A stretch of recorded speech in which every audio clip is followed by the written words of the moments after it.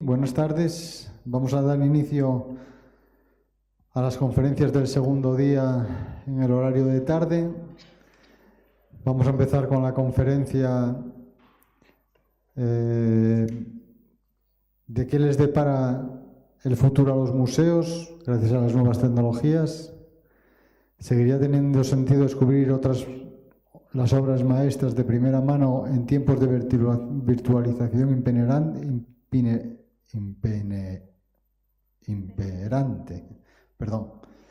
La influencia de los centros de arte en las ciudades. ¿Deben dirigirse los centros de arte a una selecta minoría o aspirar a seguir ampliando su público? Yo creo que tenemos todos claro que deben de aspirar a seguir ampliando su público. Vamos a explicar las razones de por qué o cómo se puede hacer. Y últimamente tenemos una situación un poco extraña. Hay museos por los que hay que pagar 25, 30, 40 euros por acceder y hay museos que son gratuitos que tienen los mismos costes. Entonces mi pregunta es, ¿debemos pagar por ver el arte en los museos o deben ser todos gratuitos? Para hacer esta conferencia o desarrollar esta conferencia me han ayudado Silvia García, de la Universidad de Valladolid, profesora del área de didáctica de la expresión plástica de la Universidad de Valladolid, investigadora en el Observatorio de Educación Patrimonial de España, licenciada en Bellas Artes y en Historia del Arte, máster interuniversitario de Arteroterapia y Educación Artística para la Inclusión Social y doctora en Investigación Transdisciplinar en Educación. Aparte es la representante de la OPED. Y por otra parte, el otro ponente que va a participar en la conferencia también viene de la Universidad de Valladolid, es don Pablo Coca, licenciado en Historia del Arte y doctor en Educación Artística por la Universidad de Valladolid, profesor del área de didáctica de la expresión plástica en la Universidad de Valladolid, licenciado en Historia del Arte, doctor en Educación Artística por la Universidad de Valladolid,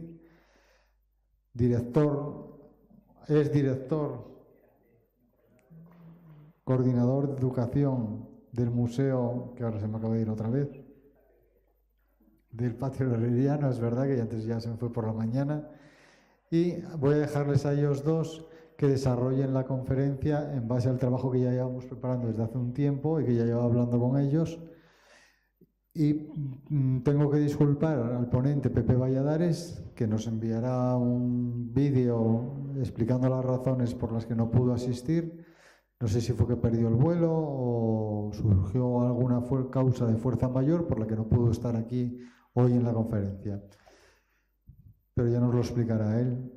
Entonces os doy paso a vosotros y seguro que va a salir una gran conferencia. Gracias.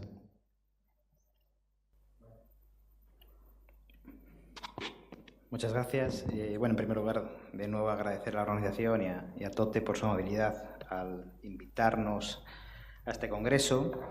Yo voy a hacer una presentación con una serie de imágenes en las que vamos a debatir un poco, o voy a tratar de exponer mi visión de lo que es y ha sido los museos para, de alguna manera, a partir de esas imágenes y de esta charla, poder dar respuesta a algunas de las cuestiones que son bastante complejas, ¿no? Porque hablar de lo que nos depara el futuro, sabiendo además los vaivenes que a veces a nivel socioeconómico tiene la sociedad actual, y me remito a la última crisis, pues no cabe duda que es difícil de crear un diagnóstico, o mejor dicho, un pronóstico, ¿no? Un diagnóstico vamos a hacer de lo que ha pasado hasta ahora, pero sí que es difícil hacer un pronóstico de cara a un futuro más o menos cercano. Igual que otras cuestiones que yo creo que al final podremos incluso debatir o dialogar sobre ellas, ¿no? En cualquier caso, me gustaría hacer una breve presentación. Voy a intentar no extenderme demasiado en el tiempo, sobre todo porque tengo a mi compañera Silvia, que no quiero robarla demasiado tiempo, pero bueno, en cualquier caso, quería hablar un poco de la imagen que tradicionalmente tenemos de los museos, que son lugares un poco, digamos, cerrados de cara a los públicos, que es un poco también lo que nos trae aquí, y cómo debería ser esta visión. Cuando veía esta fotografía pese a que es una imagen que tiene decenas de años, pero yo creo que todavía es una imagen que mucha gente tiene en su imaginario colectivo, sobre lo que es el museo. Es una foto de principios del siglo XX, de una clase en la que un maestro da a una serie de damas de la alta sociedad parisina en el Museo del Louvre. Vemos todavía un museo arcaico con un discurso basado prácticamente en temáticas y no tanto en un discurso cronológico o estético. En cualquier caso, es una imagen que me encanta, primero porque vemos que la voz del experto, siempre entre comillas, aparece un hombre, digamos, figurando en ese papel, y son las mujeres que siempre han estado muy vinculadas al mundo del arte, pero siempre en un papel totalmente subsidiario y pasivo respecto a la figura del varón, atender las explicaciones de ese experto. En cualquier caso, a veces nos preguntamos por qué la gente huye de los museos, ¿no? Esta imagen, concretamente, de Jean-Luc Godard es muy explícita, de que, bueno, en este caso es una película que el cineasta francés realizó, en la que hay una serie de personas que aparecen atravesando el Museo del Louvre corriendo, pero puede servir de metáfora para esa idea de la huida que a veces tenemos de los museos como lugares cerrados a la sociedad. Lo cual es verdad que en los últimos años ha ido cambiando de forma progresiva y casi todos los museos intentan hacer programas de accesibilidad y de apertura a otro tipo de públicos, y cuando yo hablo de público siempre voy a hablar en plural, no como una masa homogénea, sin ningún tipo de especificación, sino como una masa totalmente, o mejor dicho, como un público heterogéneo con sus necesidades y sus características. Por lo cual yo siempre abogaré por hacer políticas de accesibilidad abiertas a los diferentes colectivos que conforman nuestra sociedad, que al fin y al cabo es una sociedad diversa.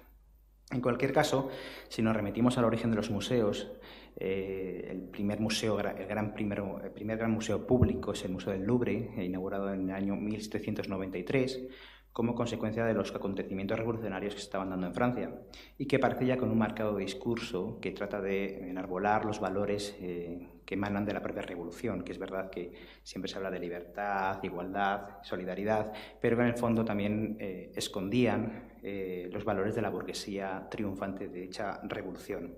Esos primeros museos que hablamos de públicos, aunque es verdad que hay museos anteriores al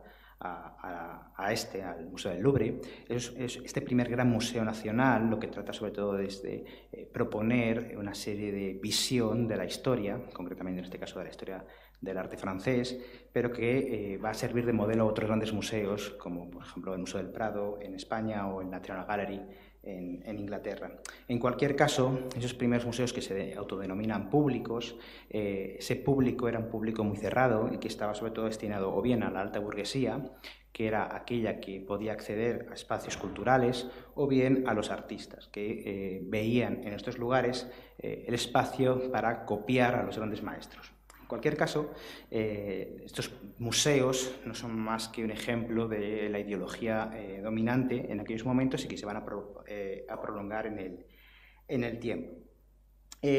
Tampoco me quiero centrar demasiado. Aquí tenemos, por ejemplo, una imagen del Museo del Prado, en la cual artistas acudían con su lienzo, con su caballete, para poder pintar a los grandes como modelo. Son museos que tratan sobre todo de hablar de una historiografía del arte basada en los valores de la academia, y que de alguna manera es un discurso cerrado de carácter historiográfico y estético, pero que deja muchas ausencias. Yo siempre comento que a veces hay que valorar más las cosas no tanto por sus presencias, sino por sus ausencias. ¿Quién está ausente de estos relatos que tratan de describir o de radiografiar lo que era el arte occidental, que no deja de ser un arte pues, patriarcal, masculino, elitista, etc.? Esta imagen, que yo la pongo muy a menudo en las charlas que doy, me parece como muy elocuente, me parece una metáfora realmente de esa especie de metáfora en la cual este genio de la pintura está ordenando a una serie de operarios ordenar de una manera muy determinada los cuadros dentro de una galería, concretamente en la Galería de Dresde. Es un grabado del siglo XVIII, en la que esos operarios, que son personas humanas, no son divinas, como podría ser este genio, son las encargadas de colocar las obras en función de los dictámenes de esta figura. En cualquier caso, tenemos que tener en cuenta que esos discursos, esos relatos que se colocan sobre las paredes o sobre los espacios de los museos están obedeciendo siempre, de alguna manera, a una ideología que subyace de la propia puesta en escena de las obras. Esto es muy importante sobre todo para entender por qué muchos de los públicos o muchas de las personas y colectivos han quedado fuera de las políticas de accesibilidad a los museos, porque realmente lo que estaban dirigidos a una pequeña élite cultural, económica y social. Es verdad que a lo largo del siglo XIX, porque al final la creación de los museos lo que va a hacer es cambiar las políticas de producción, de recepción y de distribución del arte. Es verdad que a lo largo del siglo XVII y XVIII hasta el XIX empiezan a aparecer una serie de espacios en los que se constata esos cambios de producción y distribución del arte. Son los famosos salones oficiales, que fueron lugares sobre todo para exponer públicamente las obras de los artistas del momento, pero que con el tiempo, obviamente estaba la academia detrás, y empiezan a dejar de lado a aquellos artistas que empiezan a hacer creaciones un poco alternativas al gusto oficial. Estos salones, que obviamente estaban dirigidos de nuevo a una minoría, a una élite, estaban, digamos, su selección, la selección de las obras, estaban bajo el prisma de los dictámenes de la academia y de esos valores de esos valores del gusto oficial, que de alguna manera trataban de prolongar o de propagar a través de, no solamente de la creación artística, sino de los propios lugares de exposición pública. Espacios dedicados al arte oficial, en la que el tribunal dejaba fuera a muchas personas, a muchos artistas. Y esos artistas, con el tiempo, empezaron a rebelarse. Hablamos de artistas como Manet, como Delacroix, como de los impresionistas, como Courbet, es decir, artistas que no tenían cabida en los salones oficiales y empezaron a generar otros espacios alternativos que pudieran albergar obras que no correspondían a ese gusto oficial. Por ejemplo, esta obra de famoso Almuerzo campestre, en la que Manet muestra a una mujer que mira desafiante al espectador y que tuvo una gran polémica en su momento, ¿no? O la propia obra Impresión Sol Naciente, que hace que se cree un salón específico para los impresionistas, ¿no? Por cierto, una denominación que ya fue una crítica implícita al propio movimiento que desechaba el dibujo en favor de la pincelada, de la luz, de la impresión. Artistas como Courbet y otros que crearon el Salón de los Rechazados, ¿no? Que ya el propio nombre hace alusión a esa visión alternativa del arte oficial. Estos primeros espacios museísticos tenían un discurso, un relato basado en la disposición de las obras, que en muchos casos no tenía un criterio establecido y que a veces simplemente se reunían obras por el formato, por la temática, pero ya con la llegada del arte moderno, a principios del siglo XX, sobre todo en Estados Unidos, a través del primer Museo de Arte Moderno, el MoMA, fundado en el año 1929, empiezan a ver que, pues que de alguna manera el espacio expositivo puede ser también un espacio de discurso y un espacio incluso ideológico. Los que sin duda se dieron cuenta de esto fueron enseguida los vanguardistas, ¿no? Como por ejemplo esta imagen de la primera Feria Dada de Berlín, o por ejemplo los constructivistas rusos, etcétera. Se dieron cuenta de que la disposición de las obras y la propia selección de las obras y las ausencias que había en ellas podían generar ese tipo de relatos de carácter ideológico y de carácter artístico. El MoMA, fundado en el año 29, como he dicho antes, su primer director, Alfred Barr, fue consciente de esto y creó un espacio de carácter cúbico que se denominó White Cube o cubo blanco, y que se definía sobre todo por una concepción espacial aséptica, con muros blancos, porque se tenía la falsa creencia en aquellos momentos de que la obra podía establecer una especie de comunión estética con el público visitante, de tal manera que la obra podría hablar por sí misma, una especie de autonomía del arte per se. Obviamente, esto con el tiempo se ha analizado mucho, se ha criticado mucho, porque se han dado cuenta de que obviamente las obras, en función de cómo las combines, no solamente con los espacios y con los elementos lumínicos o elementos expositivos, sino cuando les combinas con otras obras pueden generar un tipo de historia u otro, un tipo de relato u otro. Por tanto, esa concepción del mundo del museo sigue siendo cerrada para un pequeño grupo de personas que podían acceder a los conocimientos artísticos que no estaban obviamente a la orden del día en la mayor parte de la población. Con el tiempo, muchos artistas se rebelaron incluso contra la propia institución arte, un arte que, sobre todo a lo largo del siglo XX, se ha caracterizado por la autorreferencialidad, siempre está hablando de sí mismo. Con lo cual muchos artistas en esa especie de discurso autorreferencial en ocasiones empiezan a analizar los elementos que son directrices en el propio sistema del arte, ¿no? La propia exposición, el propio relato o incluso las ausencias, sobre todo de aquellos grupos sociales que de alguna manera estaban marginados en cada una de las naciones, sobre todo de Occidente. Por ejemplo, esta es una imagen, o dos imágenes mejor dicho, de Fred Wilson, que es un artista afroamericano, que en un momento dado hizo una exposición titulada Meaning the Museum, en el cual exponía, por ejemplo, en la parte inferior vemos junto a diferentes elementos de un ajuar, seguramente de plata, unos grilletes de esclavos, hablando de cómo era la sociedad bueno, pues de finales del siglo XIX en Estados Unidos, una sociedad en la que la esclavitud todavía estaba presente y cómo esa sociedad tenía esa especie de doble cara, ¿no? Por un lado esa élite y por otro lado aquellas personas que bueno, pues dependían, bueno, más que dependían, que tenían un régimen subsidiario respecto a dicha élite. Artistas como Andrea Fraser y otros han intentado, bajo el prisma de la crítica institucional, analizar todas estas cuestiones de los valores ideológicos emanados no solamente de las propias elecciones artísticas, sino también de las propias formas de exposición en los museos y centros culturales. Cuando hablamos de públicos, es verdad que parece que es algo como muy general. Yo, por ejemplo, es alguna palabra que siempre he rechazado, la idea de público general, porque creo que el público no es general, el público es específico y tiene sus propias características y sus propias necesidades. En esta cuestión hay una nomenclatura. Las nomenclaturas nunca son inocentes, sino que siempre conllevan una serie de bueno, un discurso detrás en sí mismo, ¿no? Hooper Greenhill tiene un libro que habla de muchas cosas, de muchos de ese tipo de las nomenclaturas, del significado del público en los museos, pero hay otras personas que han tratado este tema, ¿no? La idea del visitante, aquellas personas que visitan físicamente el museo, aunque en la actualidad también lo hablamos desde que un visitante puede ser aquel que entra en la página web del museo o hace una visita virtual por los museos que tienen esa opción. Usuario, que a mí es una palabra que me encanta, sobre todo por la idea de usar el museo y usar la obra en beneficio propio, ¿no? La idea de consumidor, muy en relación con este momento del capitalismo neoliberal en el que vivimos, ¿no? Esa idea de consumir el arte. La idea del receptor, que tiene mucho que ver con la estética de la recepción, esa idea de aproximación a la obra desde un punto de vista estético.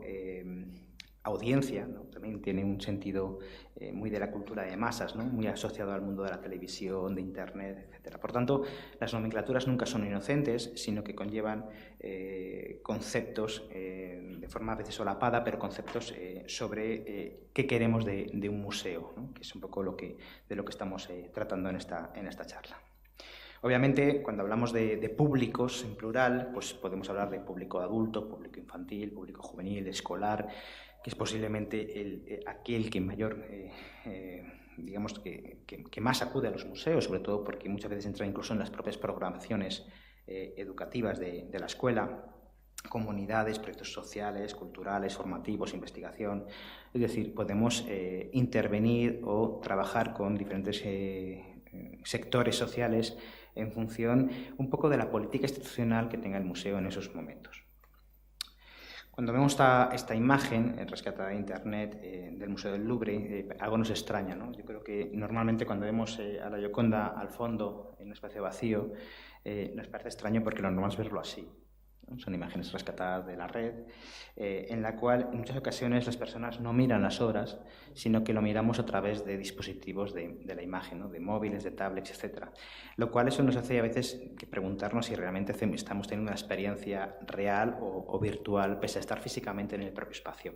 Y esas cuestiones tenemos que tenerlas muy en cuenta, básicamente porque las formas de mirar han cambiado en los últimos años. Antes hablaba de consumidores y de audiencia. Esto tampoco es nuevo en el mundo del arte, pero sí que últimamente parece que está muy de moda. Es esa idea de crear grandes exposiciones, que tiene mucho que ver también con la sociedad del espectáculo, ¿no? Con ese consumo masivo de productos, en este caso visuales o culturales, y que, por ejemplo, podemos ver perfectamente en aquella primera exposición o gran exposición que hubo en Londres en el año 72 sobre los tesoros de Tutankamón, y que creó una gran expectativa, como que aquellas personas que no visitaran esa exposición parece que no estaban en la onda, parece que no estaban a la moda, ¿no? O que no eran entendidos en el arte, lo cual crea una cierta extrañeza en muchas personas que estamos en el mundo del arte.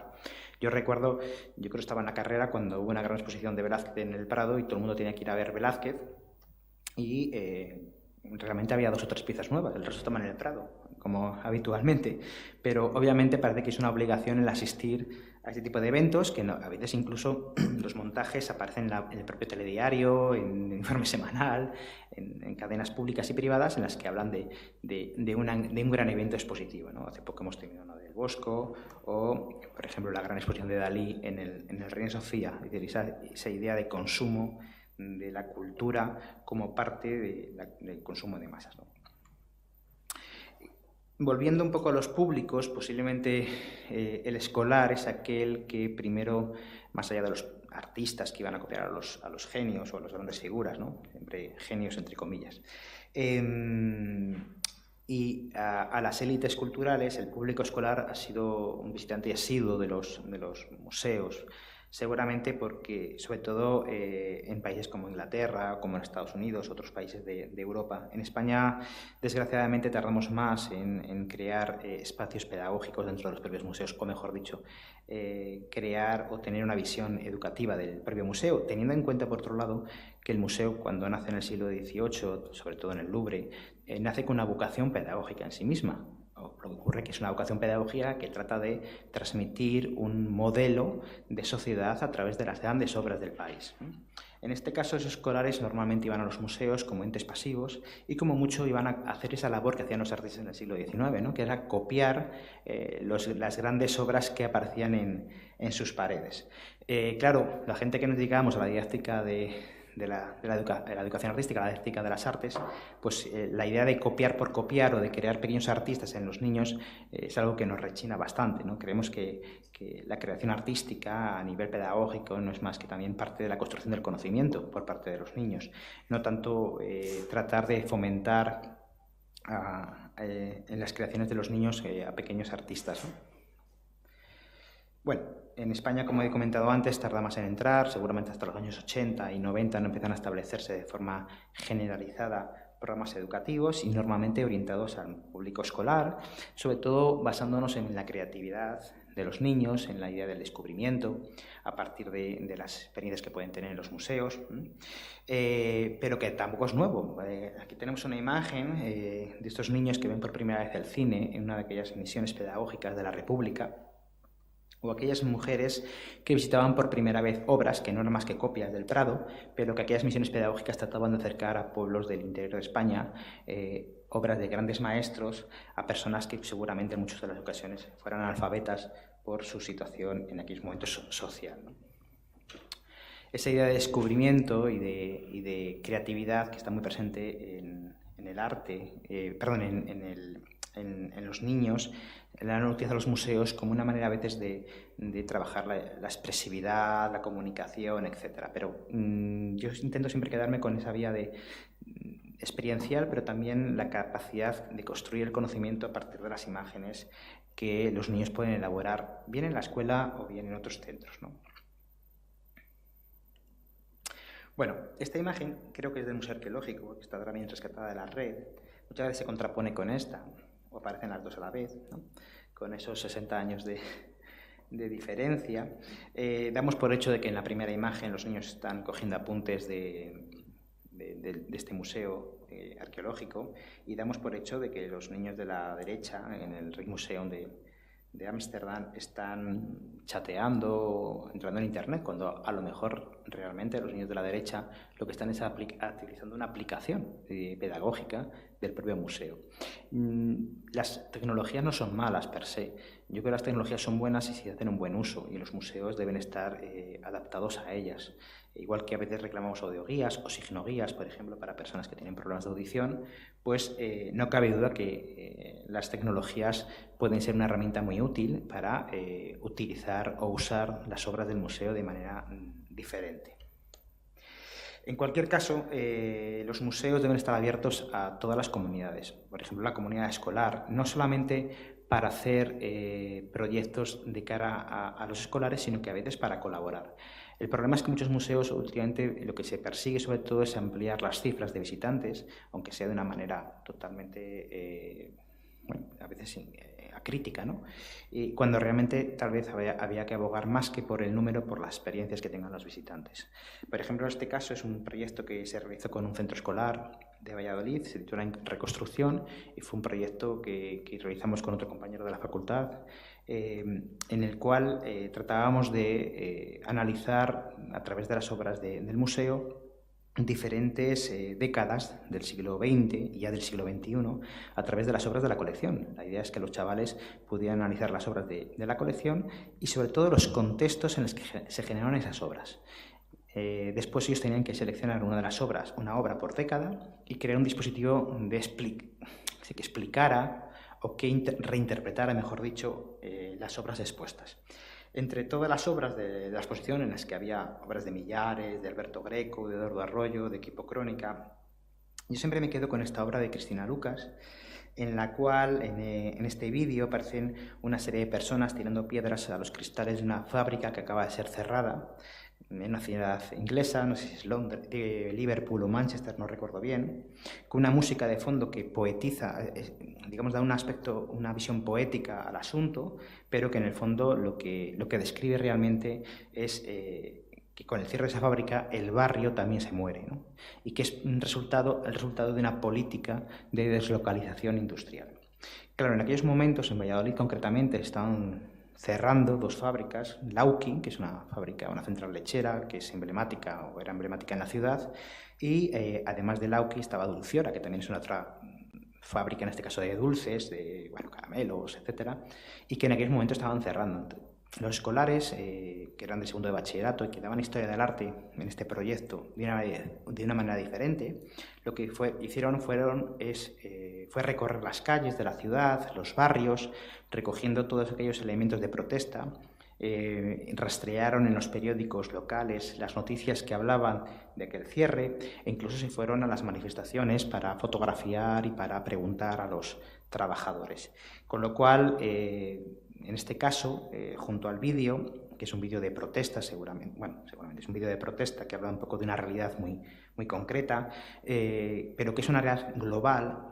Esta intervención lo que hizo fue ir de lo global a lo local, ¿no? De ese problema global de la deslocalización industrial a un problema real que estaba sucediendo en el contexto cercano de estos alumnos.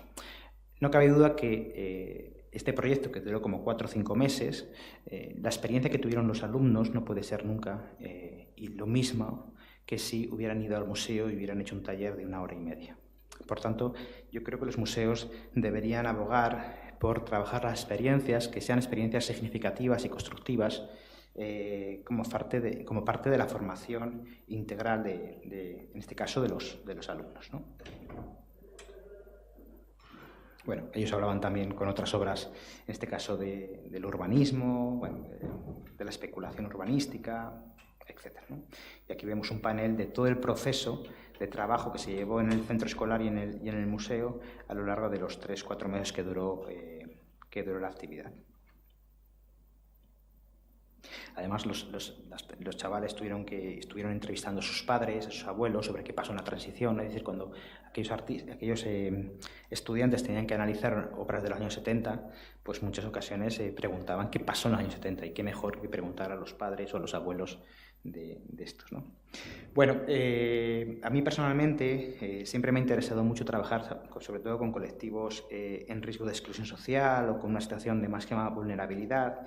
Y hubo un proyecto muy bonito que duró 2 años largos, que se tituló Arte para Todos, en el que Silvia también estuvo implicada en la primera fase, y que trataba de trabajar con un colectivo de personas que tenían capacidades diferentes, con diferentes grados. Unos eran personas con una gran autonomía, otros con una muy baja autonomía, unos tenían una capacidad comunicativa muy amplia, otros en cambio tenían más dificultad en ese sentido.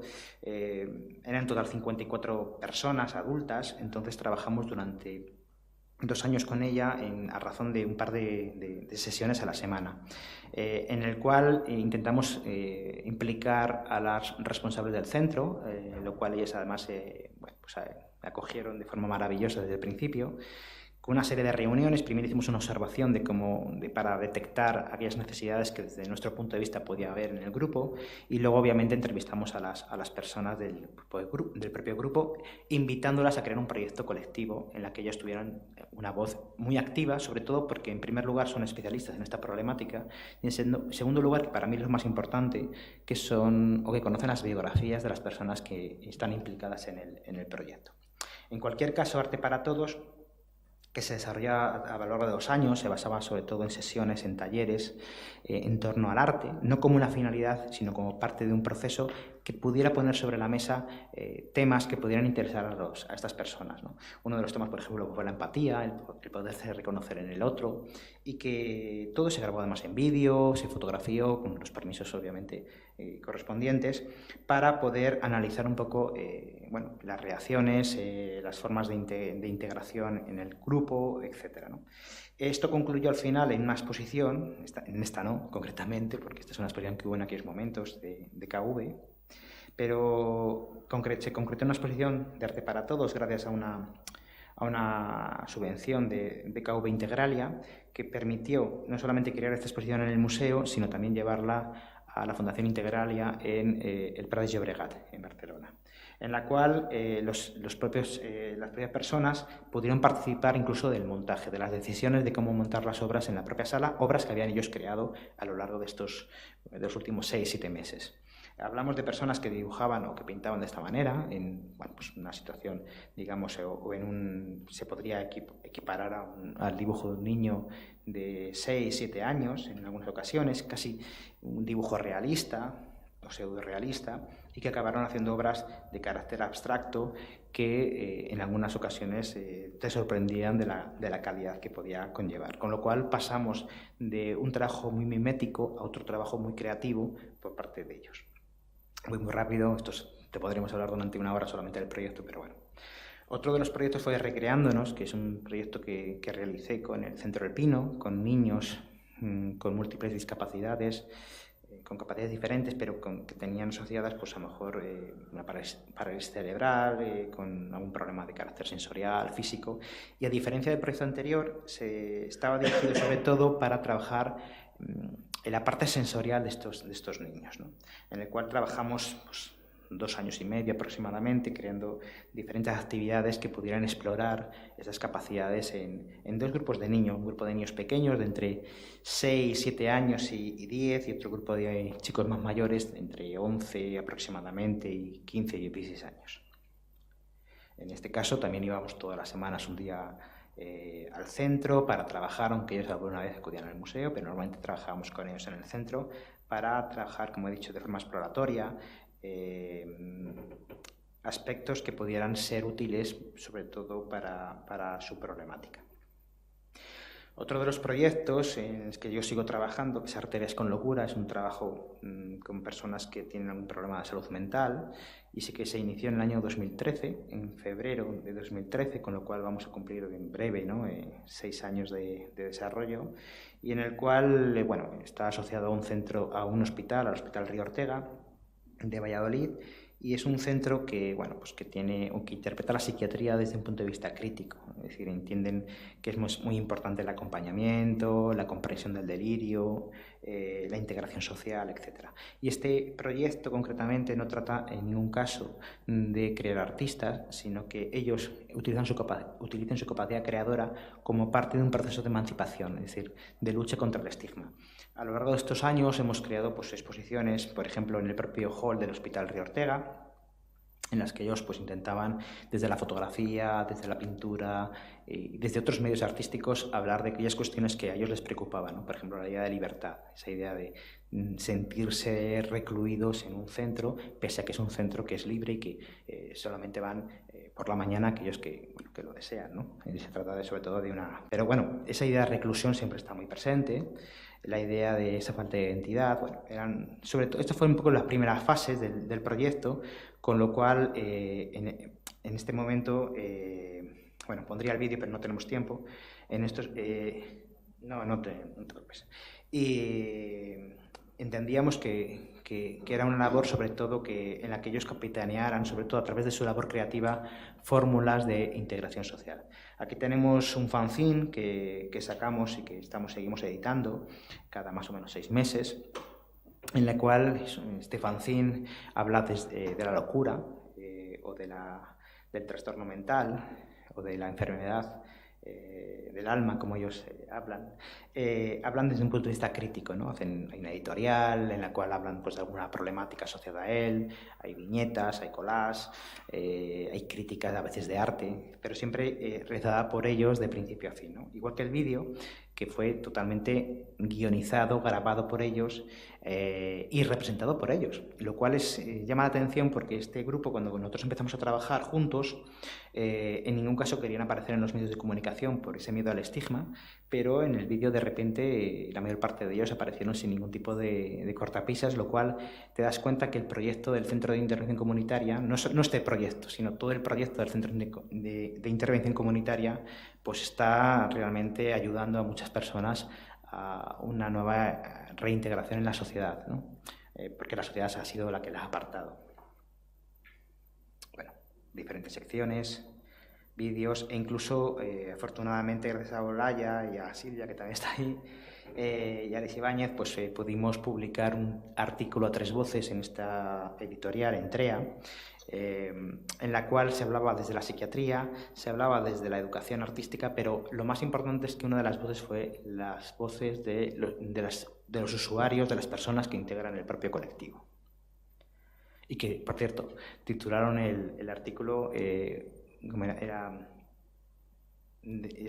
la declaración como que había declaraban la muerte del estigma, ¿no? No recuerdo exactamente el título.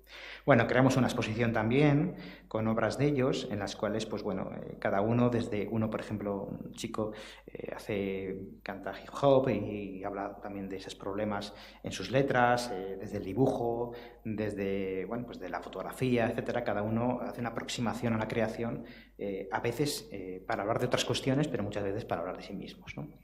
También el proyecto Iceberg, que fue un proyecto también con salud mental, en este caso con la Asociación El Puente, en la cual tratábamos sobre todo de analizar a través de la creación artística aquellos aspectos que a ellos les pudiera servir en su vida cotidiana, ¿no? Paradójicamente también hablamos, o también salió el tema de la reclusión, ¿no? Que es algo que, pese a ser 2 grupos distintos, aunque coincidentes en cuanto a los problemas de salud mental que tienen sus miembros, pero muchos de los temas coincidían en cuanto a la forma de afrontarlos, ¿no? Sobre todo al principio del trabajo con ellos. Incluso personas que normalmente tenían problemas para relatar aquello que les pasaba en su interior, pudimos generar un libro de cuentos ilustrados que ellos crearon, tanto los cuentos como las ilustraciones, en el que nunca se perseguía tampoco la calidad en las mismas, sino simplemente que les sirviera como una vía de escape y como una forma de autoanalizarse o mejor dicho, de integrarse socialmente en una sociedad que, obviamente, como he dicho antes, les ha rechazado.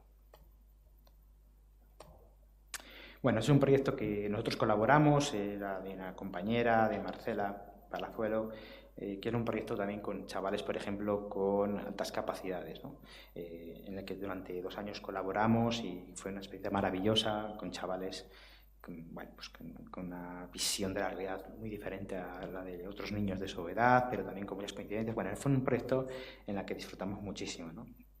Otros proyectos, por ejemplo, como Arte en Acción, que utilizaba el performance como valor educativo, ¿no? En la que participaron personas de diferentes instituciones y también fue una labor intergeneracional. Eran grupos que se unían para trabajar en torno a un performance que tenían que presentar en el Día Internacional de los Museos, pero en el que coincidían estudiantes con maestros, o sea, con personas que a lo mejor tenían 18 años y otros tenían 50. O sea, fue muy enriquecedor durante las 4 o 5 sesiones que duró.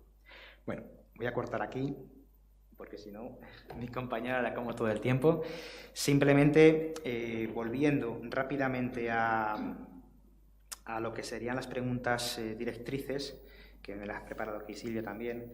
¿Qué les depara a los museos? ¿El futuro de los museos? Pues el museo tiene que ser un espacio de transgresión, de reivindicación, un espacio de crítica y un espacio sobre todo de discusión pública. Y hasta que esto no lo consigamos, los museos seguramente van a estar situados un poco a veces ajenos a la sociedad.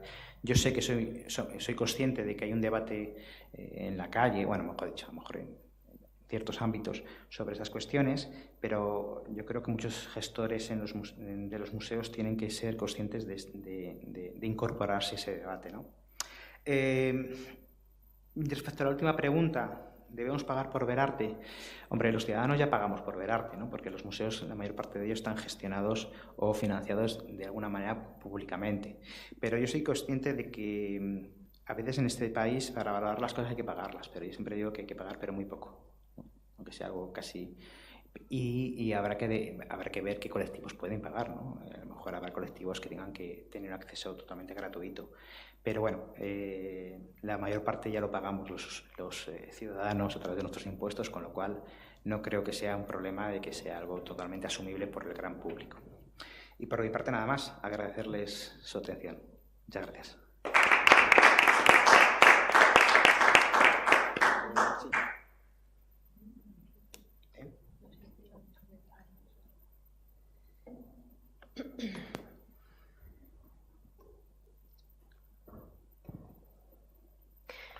Bueno, después de esta intervención tan maravillosa, yo le dejaba a Pablo porque la verdad que si hay alguien experto en museos y públicos, pues en esta mesa desde luego que es él.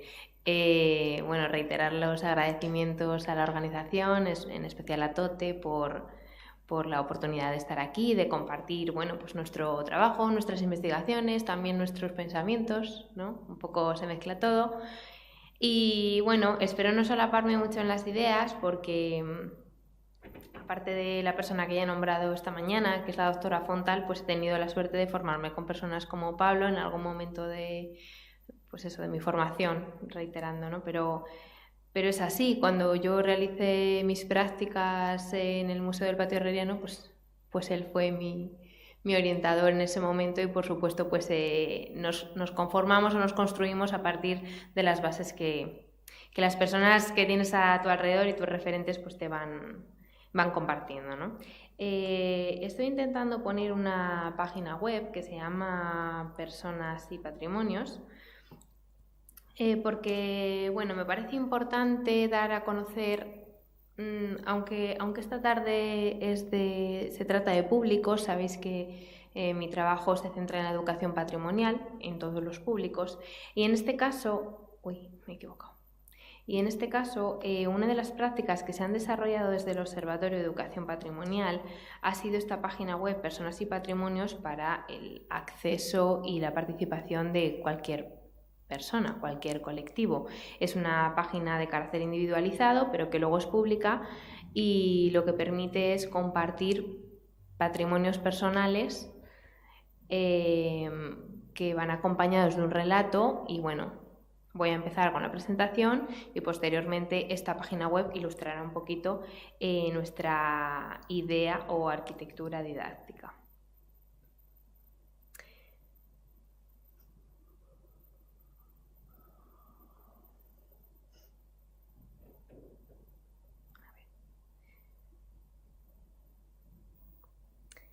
Bueno, esta parte de la tarde quería dar un enfoque diferente, aunque no se desliga de esa idea de que el patrimonio son las personas, y quería hablar del papel de la educación en los ámbitos diversos, formal, no formal e informal, y algunas propuestas accesibles en contextos diversos.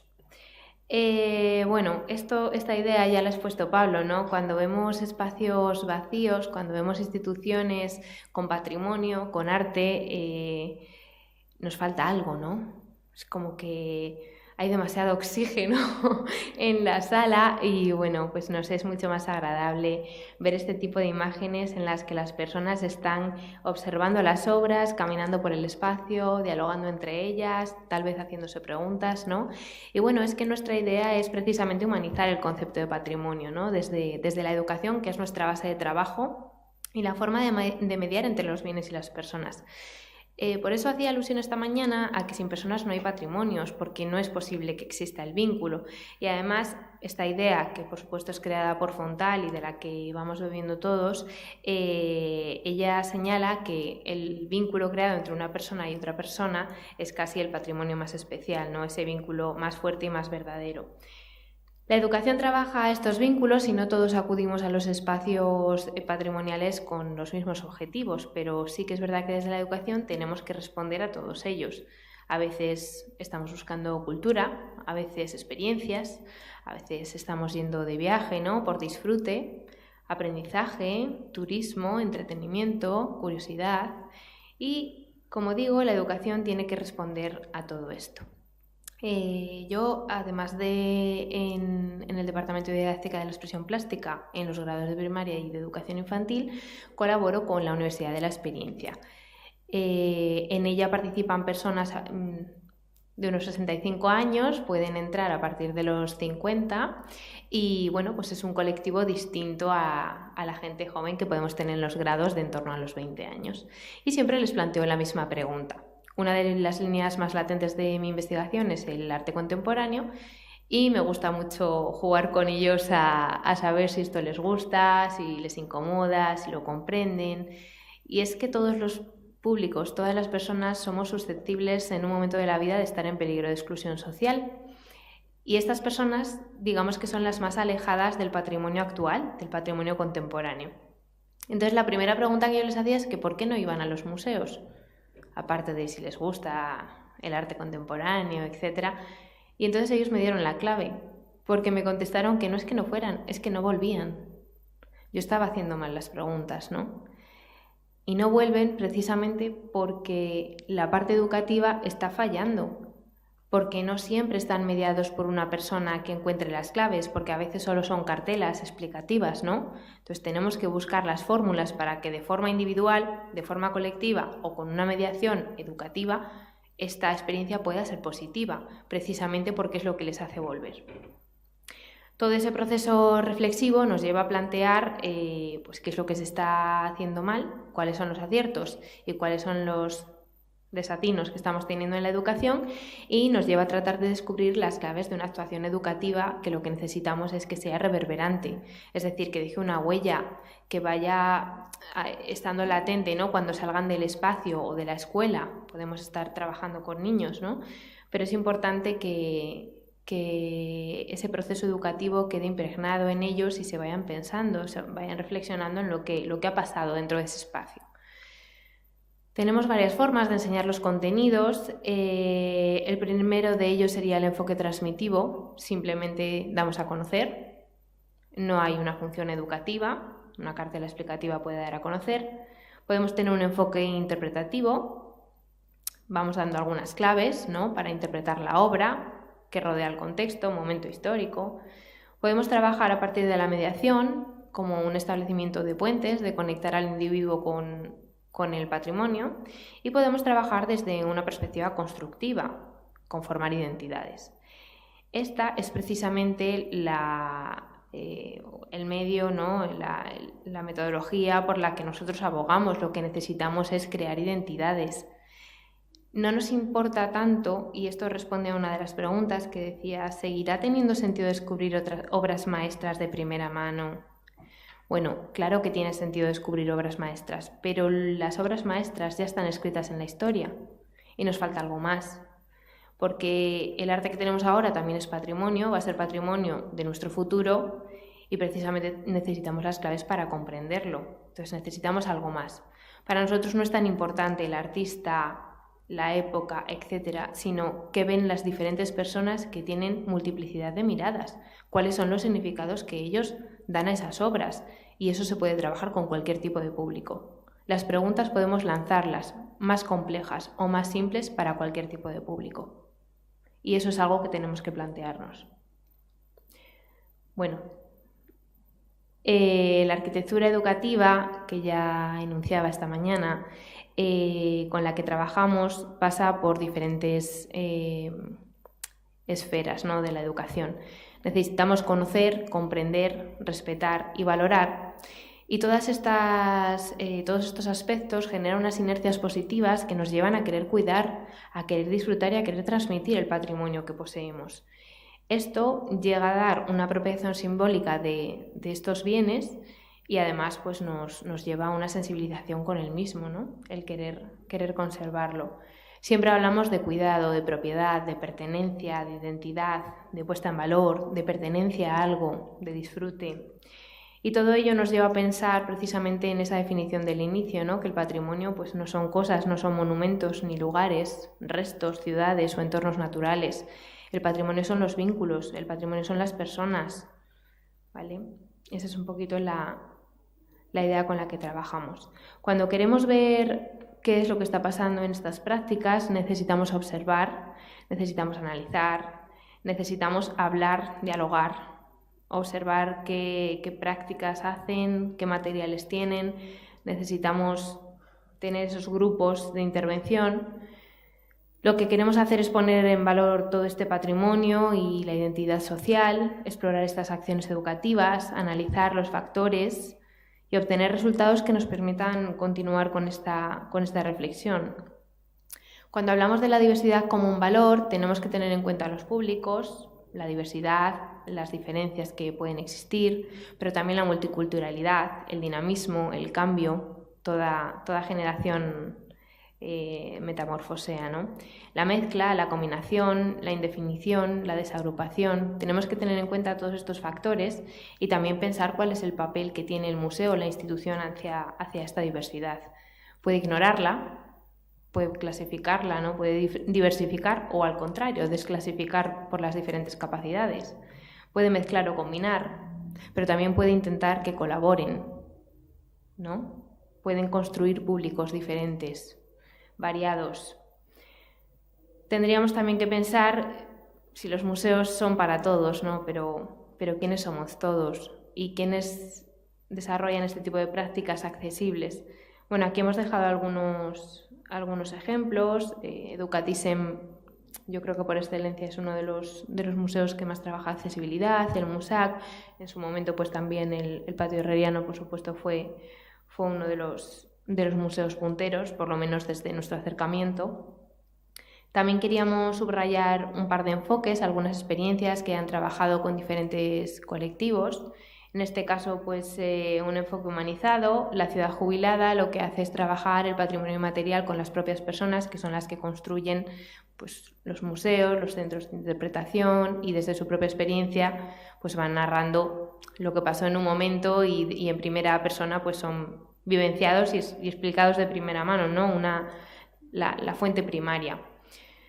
Otro de los enfoques que nos importan, que también son muy accesibles, es el enfoque vivencial. En este caso, el ejemplo de Debajo del Sombrero, un centro de Madrid que trabaja con personas con capacidades diversas y lo que hace es pues, trabajar a través del arte. No es algo dirigido, sino que es muy autónomo. Cada uno va decidiendo sobre su obra, sobre su creación. Tampoco es un centro arte terapéutico, es mucho más libre, no está tan dirigido, ¿no?